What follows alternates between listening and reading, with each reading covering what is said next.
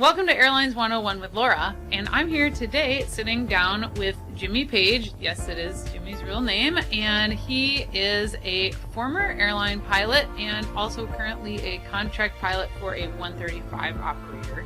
So why don't you start off, tell us a bit about how long you're in the airline industry and then what you're doing now. So I did 12 years at a regional carrier, large regional carrier, and I left that position and came and taught at LeTourneau for 5 years. And then after my time at LeTourneau, I sort of did some things for a couple of years, and now I am a contract pilot for a 135 based here in Longview and also in Tyler. Awesome. So, yeah. Okay. Cool. So you've had a number of years working in the industry. Yes. I would like to hear about how you go about living your faith through your aviation work. You can talk about now at the 135, or you can talk about at the airline. Okay. Or both, whichever. Yeah, I mean, for me, living my faith has always just been the way that I live. And so I can't say, I'm probably less intentional about it than I probably should be.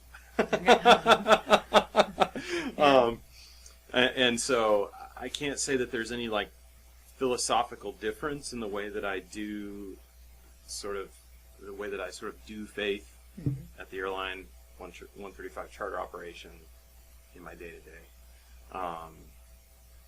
Conversations come up, conversations open doors, and sometimes they go deep, you know, but like for the most part, it's pretty, I would say, kind of in the background.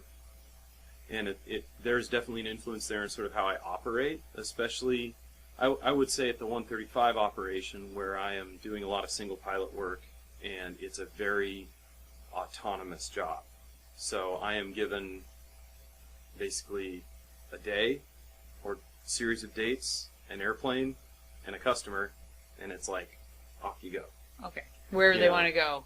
You know, usually I know where I'm going, but sometimes it is like that too, but it's, I plan all the flights. So there's a lot of, and the reason I say all that is because integrity matters a lot more, I would say. It not that it matters less at an airline, but there's not as much oversight. Okay, right. It's just you. It's just me. You could break rules if you nobody would know. Exactly. You don't have a second pilot there. Right. Single pilot, you know, I mean there was a time when, so the airplane I fly, it's a Citation CJ. Very simple airplane compared to the airliners that I used to fly. But there's some little gotchas, you know, and one of the things, like the standby instrument takes like 2 minutes to boot up. Okay. And so there was this one time I was in a hurry. I started the engines, and I had forgotten to turn the standby instrument on. And so it's kind of embarrassing. You've got a customer in the back of the airplane. They're in a hurry. The standby instrument's sitting there counting down.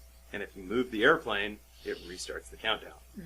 So I forgot, started taxiing. On the taxi, I look up, and it's now like resetting, it's counting down, you know. So now I realize, okay, I've got a choice. I've got 2 PFDs. I was like, I'd probably be safe to just launch and just forget about it and get it initialized in the air, but it was like, no, we're not going to do that, right. You know. So parked at the hold short line for 2 minutes. Okay. You know? Did you tell the customer was going on or not? The customer could see it. Oh, you okay. know, so if they were, I don't know how familiar that particular customer is with the cockpit of that airplane, but you can plainly see that there's just like an X and it's like counting down. So, okay. You know, I mean, they probably noticed. I don't know. Yeah. You know, but it was like, we didn't communicate or anything, but it was like I had a moment of, okay, now personal integrity. You know. Yeah. Okay. No, I love it. You know, I love it. That's a great. Yeah. That's a great example. That's a great example. So when you were with the airline, I imagine you traveled a lot. I don't know if you travel a lot more or just different schedule, but like, did you have trouble staying connected with your home church, or how did you make that work, or what did you do? I would say, with my current position, because it's kind of 3/4 time to part time. You know, depending on, I'm kind of flying as much as I want because I'm a contractor. That's kind of the beauty of it. I tend to be able to stay more connected. With a regional airline schedule, the typical 4 on, 3 off, you know, even as a relatively senior first officer, I I wasn't always able to get to church, and I certainly wasn't able to get plugged in, because I think most westernized evangelical Christian churches, if you want to get plugged in, you got to be there during the week too. It's like you're doing a Bible study during the week, or you're going to a men's group, or you're going to a ladies group, or you're doing some youth group. Something doing something is plugging you in. Worship practice, Right. all that stuff was completely precluded by the fact that I was gone for 4 days. Yeah. So it was really difficult to stay plugged in, and I didn't really. You know, I had kind of a tight group of friends, maybe a few, but for the most part, as an airline pilot, that was it. It's hard. Yeah. Yeah. Yeah. Okay. Did that influence So- your decision to leave at all? Yes. Okay. Absolutely. Yeah. And it continues to influence my career decisions. You know, I would not be. I have this operation I'm flying for now has the opportunity to go full-time salaried. You know, if I would so chose, but then I would not have the option to You control lose my your schedule. control like I of your do. schedule. Yeah. Right. And so I'm losing some money, you know, by having the control of my schedule, but the quality of life means more. Okay. So, yeah. Okay. Yeah. Excellent. Oh, have you been able to share your faith directly? You talked about conversations. Yeah. And I know in the flight deck, sometimes you can't really have like a faith-based conversand. Did you ever Yeah. get to share your faith with people well? I had really deep religious discussions at the airline I used to work for. Okay. And that was probably because of where I was based at that airline, and Uh-huh. it was kind of a very religious environment. Right. But you know, I would say the norm is probably not that. But that being said, whenever you're working with people that closely, in that close of an environment for that long, eventually it's like you can't just talk about the weather. Or where you went to school. For 4 days straight. Yeah. Especially if you fly with that person again, right? Yeah.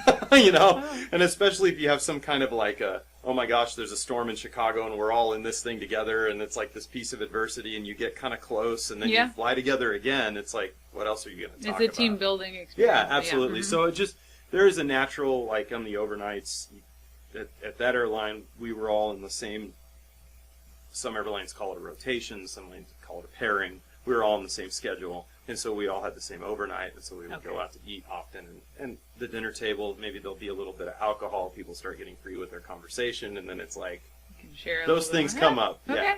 Yeah. So I wouldn't say it's like, I never like had a tract or something where I pulled it out. It was always usually it would always come out in sort of the context of the conversation. So what are we talking about? Are we talking politics? Are we talking, you know, some news story of the day, you know, something somebody did at the company, and like it's like the talk of the day, you know, that's when it would come out. Okay. Yeah.